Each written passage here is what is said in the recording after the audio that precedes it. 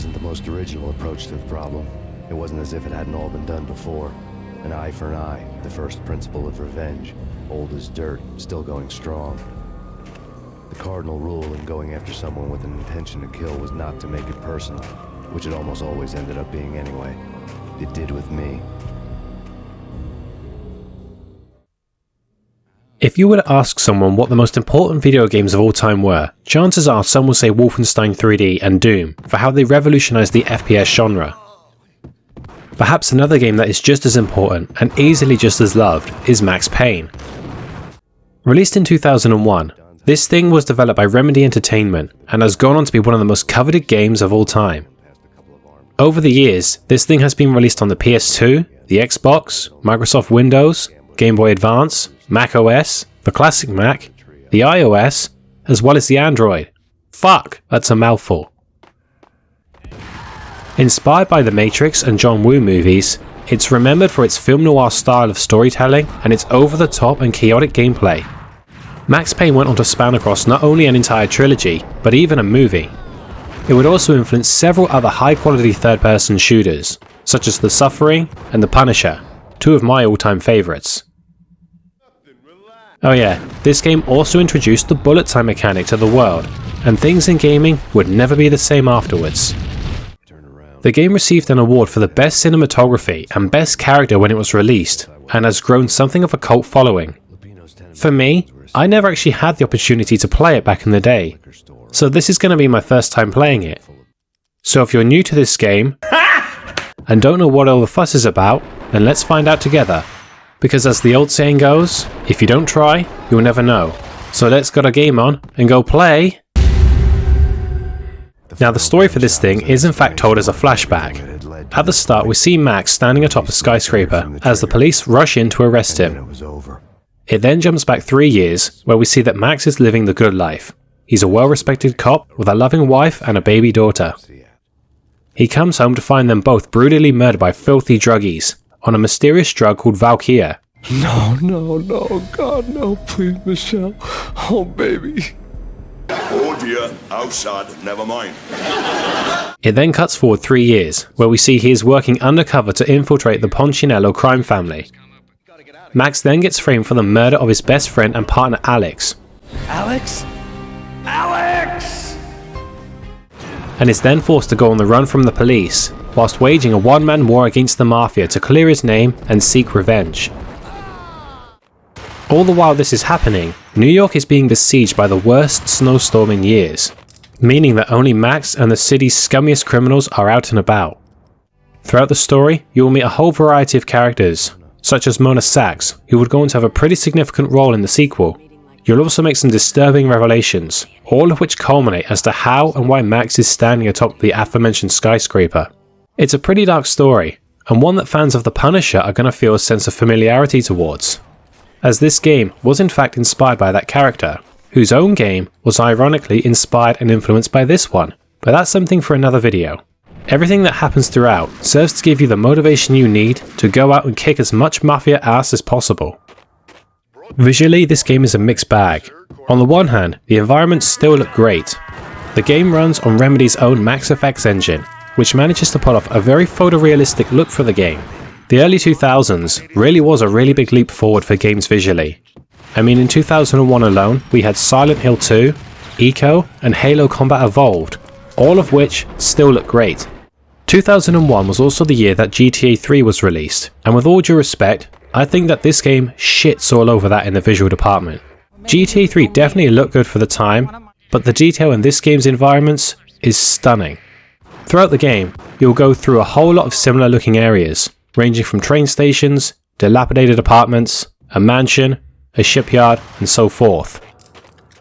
As the game takes place at night, everything is suitably dark, with very few light sources. However, explosions and fire look great, even by today's standards. As a lot of the environments you go through are old, you'll see a lot of wear and tear throughout. When you're outside, you can see the snow falling from the sky, and even Max's breath in the cold air. The character models are the worst thing about the game though, as they have dated quite a bit. The only one that looks passable is Max himself, who is modelled after Sam Lake, Remedy's creative director, and I've got to say that this dude just doesn't age. Even when he dressed up as Max for the game's 20th anniversary this year. Like, bro, what's your secret? The cutscenes are told in the style of a graphic novel, which I love, as it really adds to the dark and gritty film noir style that the game is going for. What's really cool is that the people in the cutscenes are actually the staff that worked on the game, and you can clearly see the fun they are having throughout, especially Sam. There's just something about games that are made with so much heart and soul that make them so enjoyable. Like, regardless of how good or bad something is, when it's been made by people who loved what they were doing, it just breathes a new sense of character into the game. So, obviously, this thing is a third-person shooter. No shit. Just to give you a heads up, if you haven't played this thing before, the control layout probably isn't what you're used to by today's standards, but this does come from a time period where games were still finding their footing in that department. Thankfully, you can customize the layout to suit your needs, and there is also an optional tutorial level for you to test them out if you wish. Now, as I said earlier, this game introduced bullet time to the world, so by pressing one of your buttons, you can slow time down to a crawl, but still move your crosshair around in real time. You can activate this while standing still, or do so whilst moving and execute a dodge roll, which is almost essential for avoiding gunfire. Actually no, scratch that, it is essential. You've got to be careful though, because Max will stop firing for a brief second when he lands, so try to land behind cover if you can. You see, enemies in this game are a combo of hit scanners and projectile based, so you're going to have to make use of this ability if you want to avoid damage. How much bullet time you have left is indicated in the bottom left of the screen next to your health, which fills up with the more damage you take. You replenish your bullet time by killing enemies, and you can refill your health with painkillers that you find scattered throughout the world. Yeah, you see, this comes from the hardcore years of gaming, where regenerating health didn't exist. 12-year-old Call of Duty players? Check out. When you're at low health, Max even limps along, highlighting his wearying condition. This game rewards high accuracy, and so thankfully, there is a handy lock-on system if you need it. When you kill the last enemy in an area, it shows off this cinematic angle of them falling to the floor in slow motion, which still looks awesome. There's a whole heap of guns to play around with. You've got your trusty Beretta pistols, a Desert Eagle, a few different shotguns, SMGs, an assault rifle, and of course grenades, along with Molotov cocktails. You can dual wield your pistols and SMGs, which ultimately end up mincing your enemies faster than your local butcher. When you throw grenades, enemies will jump out of the way. There's a sniper rifle as well, but this thing really feels like it's only been added in to keep up appearances. Aside from maybe 1 or 2 segments, you really don't need to use this thing. It does have those cool shots of showing the bullet flying towards your target though, which is pretty rad. A neat inclusion is that you can hold down the fire button and Max will automatically fire whatever gun you have equipped constantly, including your semi-automatic weapons, which really helps to keep up the pace of the combat and won't tire out your fat little sausage fingers. There's a couple melee weapons added in too, but don't use these, you're just gonna die. Now this is a game that rewards people who pay attention to their surroundings. Not only can you search through cabinets and the like for items, but sometimes you have to scan the environment in order to see where and how you have to progress next. You can check your objectives from the pause menu, but it really only tells you the basic premise of the level you are playing on. Environments also show off a high level of interactivity throughout. Sometimes you're going to see an exclamation mark appear above Max's head, indicating a piece of side content that you can check out. Shoot canisters containing liquid, like a drink fountain or wine barrel, and you'll see the contents spill out. When you do pause the game, it shows off this really cool shot of the camera panning around Max. You can also jump in and out of the main menu with a simple press of a button if you want to quickly change the controls too. You can quick save throughout the game, which you will need to do a lot of. One thing I don't like about the controls though is the fact that Max always moves with a running pace, which makes the few platforming sections really tricky, especially during those god-awful nightmare sections, where it's so easy to slip off the path that you'd think someone had spent all night polishing the floor. Now when you start the game up, you've got the choice of 2 difficulties, Fugitive and Hard Boiled, essentially easy and hard mode.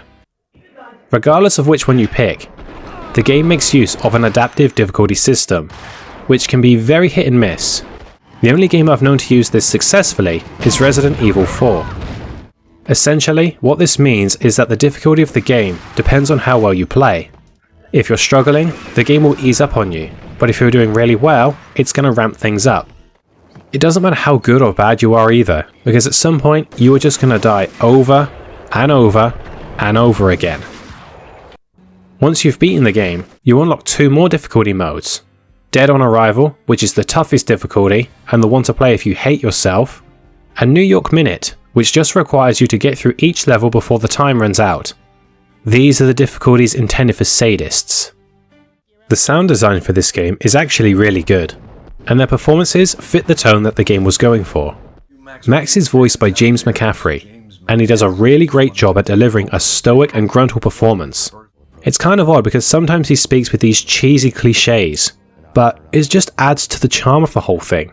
His voice is a bit too quiet during gameplay for my liking, but I'm not sure if that's something to do with the Xbox version that I was playing, but it did mean that I had to turn the volume on my TV up quite a bit. Sound effects are a thing of beauty. All of the weapons and explosions sound really impactful. When you're outside, you can hear Max's footsteps crunching through the snow. The music is the best thing by far though. It was composed by Katsi Hataka and Kimmo Kujasto. I really doubt I pronounced that properly. It is suitably dark, somber, and melancholic. There's next to no music during gameplay, as it just plays throughout the cinematics. But I don't mind this, as the lack of music throughout the gameplay really makes you feel like you're playing in a real world. So what about the stuff I don't like? Well, to be honest, there isn't much that I don't like that I haven't already touched on. I will admit that I wasn't keen on the initial controller layouts, but that's because I'm so used to the typical control schemes that are present in most modern games. And that doesn't even matter anyway, because as I said before, you can customize the layouts to your liking. I guess you could also say that the game does take a while to get going. For an average player, a first time playthrough will take roughly 8 hours or so, with maybe another 2 or 3 if you want to find all the side stuff. I know that this is done to ease you into the game, but I just feel like the slower pace at the start goes on for longer than what it needs to. The sequel is apparently shorter and much faster paced, which is usually what I look for in a game like this. So I guess that's something to keep in mind. You know, this is going to sound really weird considering that this was my first time playing this game, but I had a sense of nostalgia wash over me as I got more and more into it. I don't know if it's because I've played a lot of other games that were influenced by this, but this really does feel like a game from my childhood. I truly believe that the best period in gaming was the mid-90s up to the late noughties. It really was a period where games were made with passion, and developers tried to be as experimental and creative as they could. I'd have to say that I think this was really ahead of its time to some degree.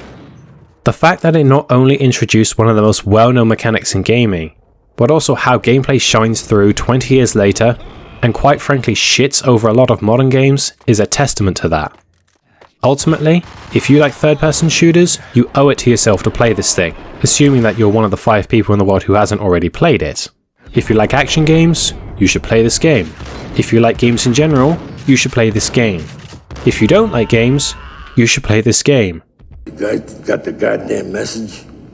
Anyway, that's it. I hope you guys all enjoyed this video. Be sure to like and subscribe if you did, because I've got many more on the way. Next time, I'll be taking a look at the sequel, Max Payne 2, The Fall of Max Payne. So be sure to stick around for that. If there's any games old and new you want to see me check out, then feel free to let me know. I'm open to any and all suggestions. Now until next time, thanks for watching, and always remember to work hard and play harder. GG.